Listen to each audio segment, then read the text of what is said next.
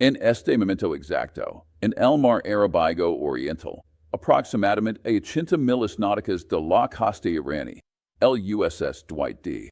Eisenhower, uno de los once superportaaviones de propulsión nuclear de América valorados en 13,000 millones de dólares, que transporta 65 aviones y 5,000 marineros. Está escalando 7 grados a estribor, tras haber golpeado lo que el Comando Central de las Fuerzas Navales de Estados Unidos describe como una mina naval sofisticada.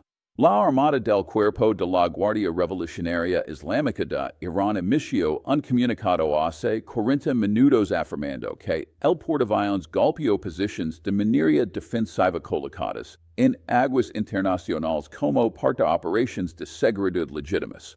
El portavoz del Pentágono dijo a los periodistas a las 8:47 horas del este que están llevando a cabo procedimientos de evacuación de la tripulación y que los equipos de evaluación de daños están en el lugar. Dos narrativas contradictorias de dos potencias militares cuyas fuerzas han estado aumentando las tensiones durante 6 semanas.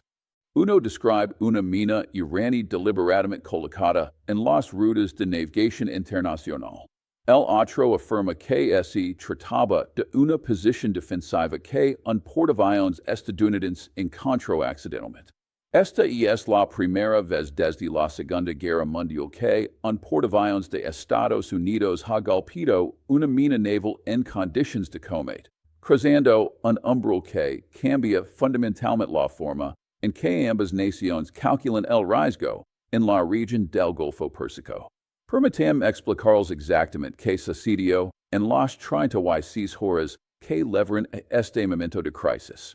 A las 13:42 hora local de air, 10 de febrero, los datos de seguimiento por satélite de servicios de monitoreo marítimo comercial mostraron al grupo de ataque del portaaviones Eisenhower transitando hacia el sur a través del estrecho de Hormuz hacia el mar Arábigo. Tras una presencia de 5 días en el Golfo Pérsico realizando lo que la Marina describió como operaciones de libertad de navegación. El grupo de ataque estaba compuesto por el Eisenhower, 2 cruceros de misiles guiados de clase Ticonderoga, el USS Gettysburg y el USS San Jacinto, 3 destructores de clase Arleigh Burke, incluyendo el USS Gravely, el USS Laboon y el USS Mason, y un submarino de ataque rápido de clase Virginia sea designación Según clasificada. A las 18:20 horas, los medios estatales iraníes informaron que los buques de la Marina del IRGC habían desplegado lo que denominaron dispositivos de seguridad marítima en zonas de defensa costera que se extienden hasta el borde de las aguas territoriales iraníes. Los analistas de inteligencia occidentales que monitoreaban los anuncios notaron la terminología vaga, pero evaluaron que la declaración probablemente se refería al despliegue de minas navales, una capacidad que Irán ha desarrollado extensamente durante 4 décadas.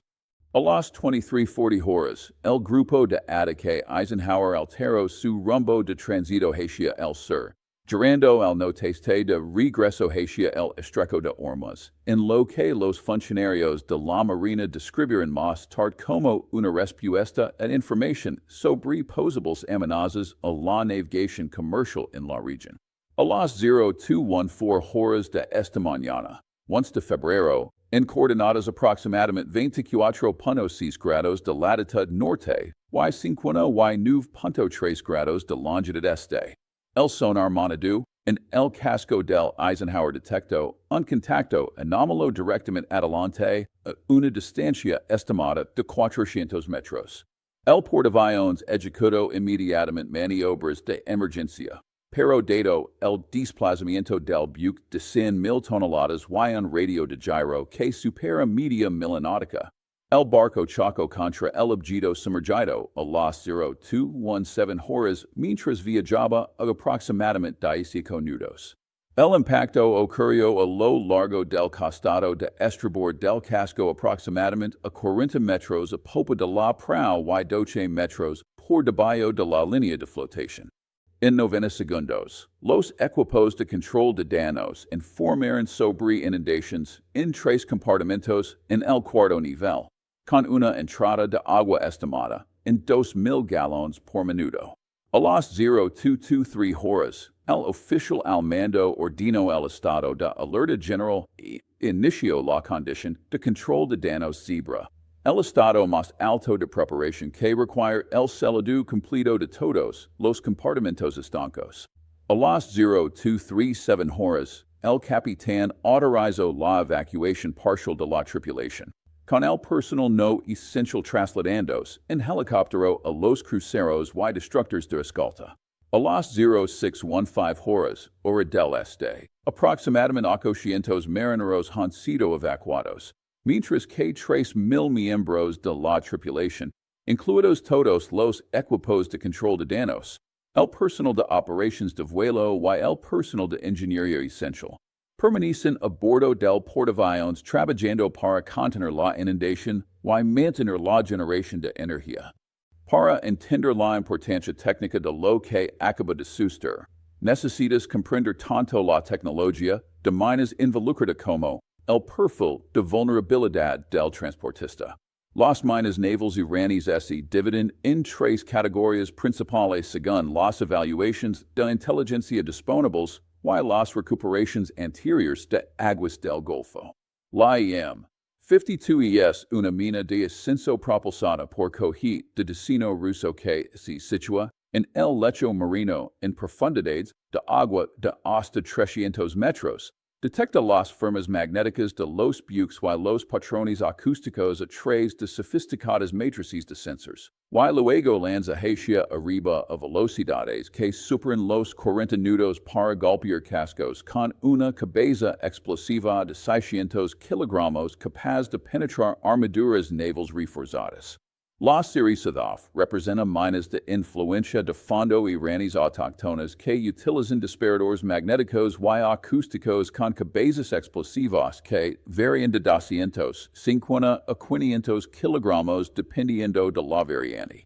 La serie Nasser incluye minas ancladas suspendidas a profundidades variables por debajo de la superficie utilizando cables anclados a pesos en el fondo marino, diseñadas para impactar directamente los cascos de los buques en lugar de detonar por debajo de la cuela. Basándose en la ubicación del impacto, 40 metros a popa de la proa y 12 metros por debajo de la línea de flotación. Los expertos en eliminación de municiones evalúan que lo más probable es que se tratara de una mina de contacto anclada que el casco del Eisenhower golpeó físicamente o de una mina de influencia de fondo que detonó en proximidad cercana en lugar de contacto directo. El patrón de daños, la tasa de inundación y las características de la brecha en el casco sugieren una cabeza explosiva en el rango de 300 a 500 kilogramos, consistent con sistemas de clase SAVAF OEM 52. Esto es lo que lo hace estratégicamente significativo más allá del daño táctico inmediato. Los portaaviones representan la máxima expresión de la capacidad de proyección de poder de Estados Unidos, permitiendo a este país posicionar una abrumadora potencia de combate en cualquier lugar de los océanos de la Tierra en días tras la aparición de una crisis. Un portaaviones de clase Nimitz como el Eisenhower leva un ala área de aproximadamente 65 aeronaves, incluyendo F divided by a -18 E divided by F Super Hornets capax, de realizar misiones de ataque de precisión a distancias que superan las 500 millas náuticas, aviones de guerra electrónica y 18G Growler que pueden suprimir las defensas aéreas enemigas en regiones enteras, aviones de alerta temprana y 2D Hawkeye que proporcionan cobertura de radar a cientos de millas, y helicópteros MH-60 para guerra antisubmarina y operations de búsqueda y rescate. El portaaviones mide 1090 pies de longitud, con una cubierta de vuelo que abarca 4.5 acres, impulsado por 2 reactores nucleares que generan suficiente electricidad para abastecer a una ciudad de 100,000 personas mientras propulsa el barco a velocidades que superan los 30 nudos. La construction del buque costó 13,000 millones de dólares, y require 5,000 personal altamente capacitado para operar, lo que representa una inversión que ningún adversario pueda igualar a través de la construcción naval convencional. Pero las minas navales, que pueden producirse por tan solo 10,000 dólares por unidad para modelos básicos o 200,000 dólares para minas de influencia sofisticadas, representan una guerra asimétrica clásica. Irán ha invertido fuertemente en capacidades de guerra de minas precisamente porque las minas imponen costos y riesgos activos estadounidenses de alto valor desproporcionados a la mínima inversión requerida para la producción y despliegue de minas. Las evaluaciones de inteligencia sugieren que Irán mantiene reservas de entre 3,000 y 5,000 minas navales de varios tipos, con una capacidad de producción que permite fabricar varios cientos de unidades anualmente en instalaciones cerca de Bandar Abbas y Bushehr. La Armada del Cuerpo de la Guardia Revolucionaria Islámica ha entrenado extensamente en el despliegue rápido de minas utilizando pequeñas embarcaciones, buques comerciales, helicópteros e incluso submarinos. Durante la guerra Irán-Irak de 1980 a 1988, Irán desplegó extensas barreras de minas a lo largo del norte del Golfo Pérsico, hundiendo o dañando múltiples embarcaciones, incluyendo el USS Samuel B. Roberts, una fragata de clase Perry que chocó con una mina iraní en abril de 1988, lo que desencadenó la Operación Mandisarant, el mayor enfrentamiento naval de superficie estadounidense desde la Segunda Guerra Mundial. El incidente actual representa el primer ataque exitoso de minas iraníes contra fuerzas navales estadounidenses en 38 años y el primero en la historia contra un portaaviones, demostrando que, a pesar de décadas de desarrollo de contramedidas de minas y miles de millones invertidos en tecnologías de detección, las minas navales siguen siendo armas efectivas incluso contra los buques de guerra más sofisticados y costosos. Aquí está porque esto es importante estratégicamente desde múltiples perspectivas que van más allá de la evaluación de daños tácticos inmediatos. Desde la perspectiva estadounidense, el Eisenhower representa no solo 13,000 millones de dólares en hardware, sino la credibilidad de la disuasión militar de Estados Unidos en todo Oriente Medio y a nivel global. Los portaaviones funcionan como símbolos visibles del poder estadounidense y del compromiso con los aliados, con su presencia señalando que Estados Unidos mantiene la capacidad y la disposición para proyectar fuerza cuando se amenazan los intereses nacionales. El daño al portaaviones y la evacuación parcial de la tripulación serán interpretados tanto por adversarios como por aliados como una demostración de que la dominancia militar estadounidense posee vulnerabilidades que pueden ser explotadas a través de medios asimétricos. Según el Dr. Jerry Hendricks, ex capitán de la Marina y investigador principal en el Instituto Sagamore especializado en estrategia marítima, la vulnerabilidad de los portaaviones a la guerra de minas ha sido un problema conocido durante décadas, pero uno que recibe atención insuficiente porque las minas carecen del perfil dramático de los misiles o torpedos. Hendricks argumenta que la Marina ha subinvertido en capacidades de contramedidas de minas a pesar de las repetidas advertencias de analistas estratégicos de que los adversarios explotarían esta brecha de vulnerabilidad. Desde la perspectiva de Irán, golpear con éxito a un portaaviones estadounidense con una mina naval representa una gran victoria psicológica y estratégica. Incluso si el daño real resulta reparable y las bajas son mínimas.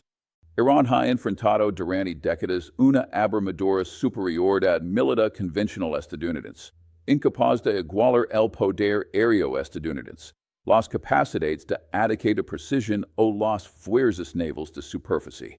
Esta asimetría ha llevado a la doctrina militar iraní hacia la guerra asimétrica, enfatizando misiles, minas, enjambres de pequeñas embarcaciones y fuerzas proxy diseñadas para imponer costos a adversarios superiores mientras se evitan confrontaciones convencionales directas que Irán inevitablemente perdería.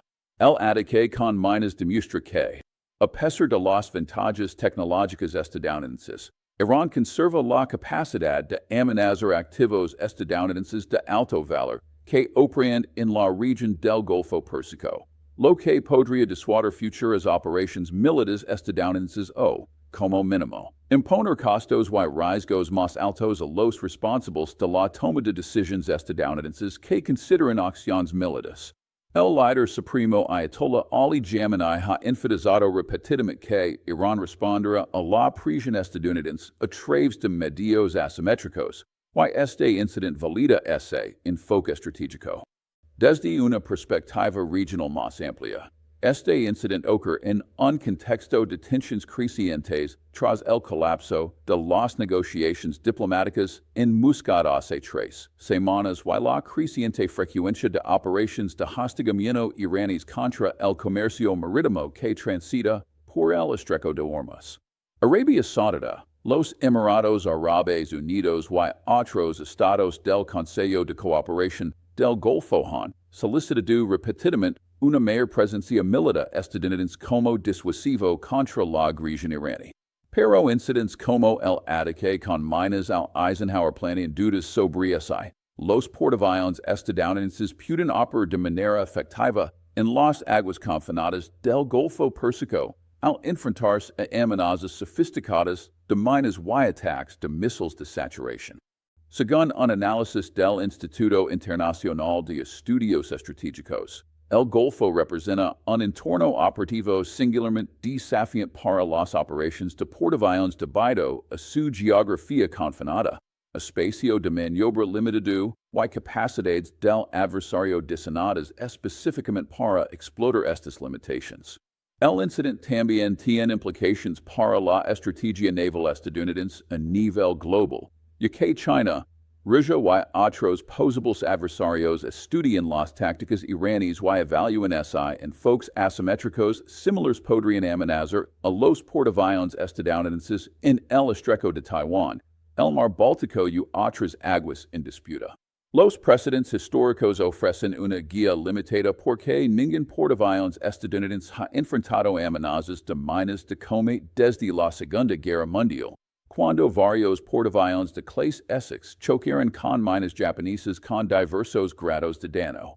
La Guerra del Golfo de 1991 vio extensas operaciones de desminado antes de que las fuerzas navales de la coalición entraran en aguas kuwaitíes, con el USS Princeton y el USS Tripoli golpeando minas iraquíes a pesar de los elaborados esfuerzos de contramedidas, demostrando la eficacia duradera de la guerra de minas incluso contra fuerzas tecnológicamente superiores. Hay 3 escenarios posibles sobre cómo se desarrollará esta crisis en las próximas horas y días, cada uno con diferentes evaluaciones de probabilidad y indicadores observables. El escenario 1 prevé una desescalada a través de canales diplomáticos con una probabilidad de aproximadamente el 30%.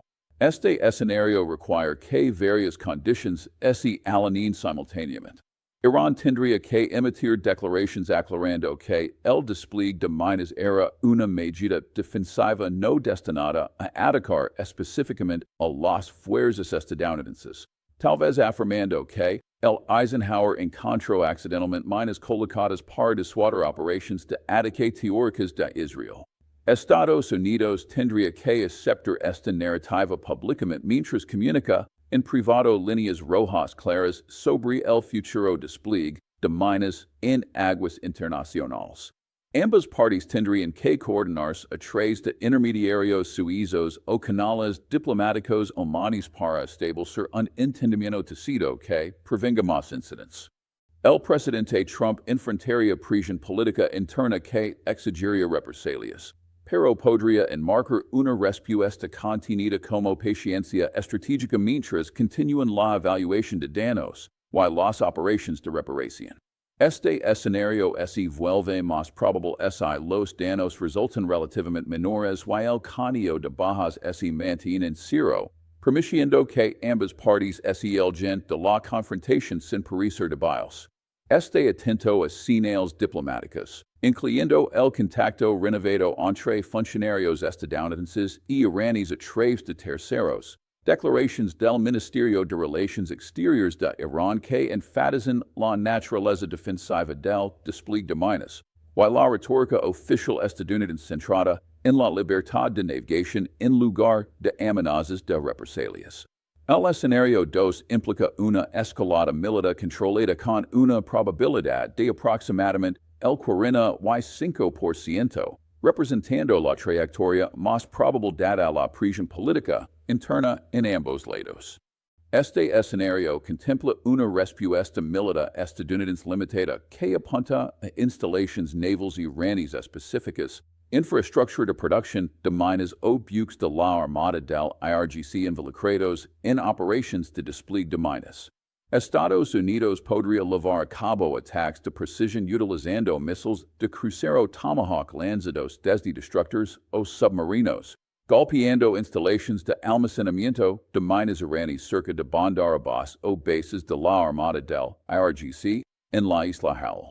Irán respondería con represalias simbólicas evitando bajas masivas estadounidenses, quizás atacando el comercio marítimo, lanzando misiles a bases militares estadounidenses en países vecinos o activando fuerzas proxy en Irak y Siria.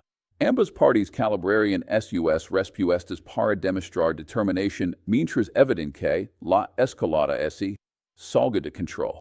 El cálculo depende de que cada parte cree que la otra aceptará ataques limitados sin desencadenar una guerra total.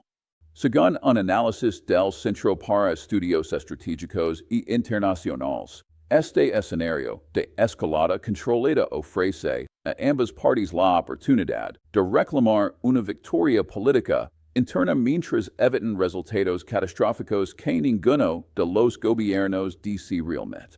Trump podría demostrar firmeza ante las audiencias nacionales antes de las próximas elecciones, mientras que el liderazgo de Irán muestra resistencia a la presión estadounidense, satisfaciendo a las bases más duras. El éxito de este escenario requiere que ambos gobiernos mantengan canales de comunicación que prevengan errores de cálculo, y que cada parte lea correctamente la tolerancia a la escalada de la otra. Esté atento al reposicionamiento de activos militares estadounidenses, incluidos los despliegues de bombarderos en bases regionales, el aumento de vuelos de reconocimiento de vigilancia, de inteligencia, sobre el territorio iraní, los lanzamientos de pruebas de misiles balísticos iraníes que señalan capacidad sin ataques reales, y las comunicaciones diplomáticas en canales paralelos que establecen parámetros para intercambios limitados. El escenario 3 representa una escalada catastrófica con una probabilidad de aproximadamente 25%.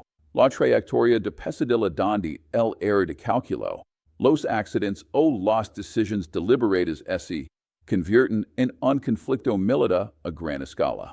Este escenario desarrolla la evaluación de daños revela daños estructurales extensos que requieren meses de reparaciones y el número de bajas supera cero con marineros estadounidenses muertos o gravemente heridos.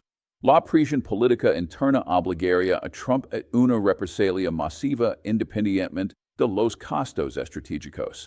Los ataques estadounidenses podrían dirigir simultáneamente a instalaciones nucleares iraníes, sitios de producción de misiles, infraestructura petrolera y complejos de liderazgo. Irán interpretaría los ataques integrales como una amenaza existencial que requiere una respuesta máxima, incluyendo el cierre del estrecho de Hormuz mediante barreras de minas y ataques con misiles antibuque, el lanzamiento de misiles balísticos contra ciudades israelíes, la activación de Hezbollah en Líbano y, potencialmente, intentos de ataques a instalaciones petroleras saudíes. En un plazo de 72 horas, los mercados petroleros globales podrían ver precios disparos por encima de $120 por barril, y que el 21% de los suministros de petróleo globales enfrenta interrupciones. Se vuelve posible una guerra regional que involucra a Israel, Arabia Saudita y potencialmente Turquía. Estados Unidos enfrentaría crisis simultáneas en múltiples teatros, lo que podría requerir un reclutamiento militar y movilización económica. Este escenario se vuelve más probable si las facciones más duras en cualquiera de los países anulan las voces pragmáticas, si los fracasos de inteligencia conducen a la mala interpretación de las intenciones del adversario, o si terceros, incluido Israel, realizan operations militares independientes que obligan a la participación estadounidense.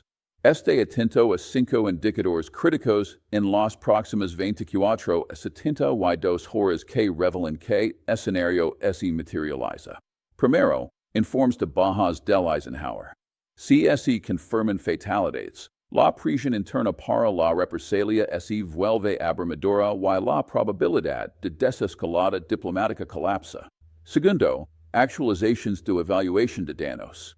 Si controla la inundación y el portaaviones puede proctor por su propio poder, el escenario 1 se vuelve más viable.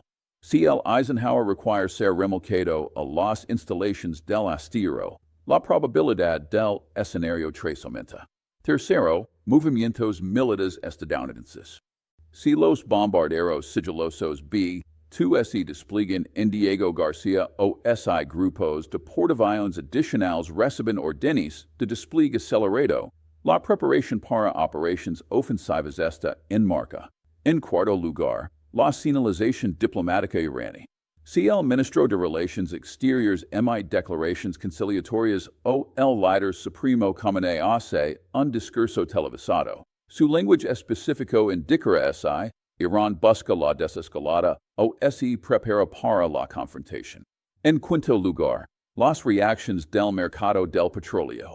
Si los precios del crudo se disparan por encima de $95 por barrel en las próximas 48 horas, los mercados están valorando la probabilidad de conflicto por encima del 50%. Estoy siguiendo esta situación minuto a minuto con fuentes que monitorean las operaciones de control de daños a bordo del Eisenhower. Las comunicaciones diplomáticas entre Washington y Teherán a través de intermediarios suizos, imágenes satelitales de las instalaciones navales iraníes y movimientos de activos militares en toda la región. El próximo desarrollo podría ocurrir en cualquier momento. Cuando se publican las cifras actualizadas de víctimas, cuando los equipos de evaluación de daños proporcionan una evaluación estructural completa, cuando el presidente Trump haga su primera declaración pública, cuando se reúna el Consejo Supremo de Seguridad Nacional de Irán. Entenderás las implicaciones aquí primero con el nivel de análisis que los medios de comunicación convencionales no pueden proporcionar. Suscríbete a este canal ahora mismo y activa todas las notificaciones. Necesitas entender que sucederá a continuación porque esta crisis determinará si nos dirigimos hacia una desescalada gestionada, intercambios militares limitados o la mayor guerra regional en Oriente Medio en una generación. Pulsa ese botón de suscripción. Deja un comentario con tu evaluación. ¿Crees que esto fue un objetivo deliberado de Irán o un encuentro accidental con barreras de minas defensivas? ¿Crees que Trump autorizará una represalia inmediata o buscará una resolución diplomática? ¿Crees que los daños serán lo suficientemente catastróficos como para requerir meses de reparaciones o lo suficientemente manageables para que el barco siga operativo? Hilado cada comentario y quiero tu análisis. El Eisenhower está escalando 7 grados con 800 miembros de la tripulación evacuados. La inundación continúa en 3 compartimentos. Los equipos de control de daños están luchando por salvar uno de los buques de guerra más poderosos de América. El tiempo corre. Las próximas 72 horas lo determinarán todo. Gracias por ver.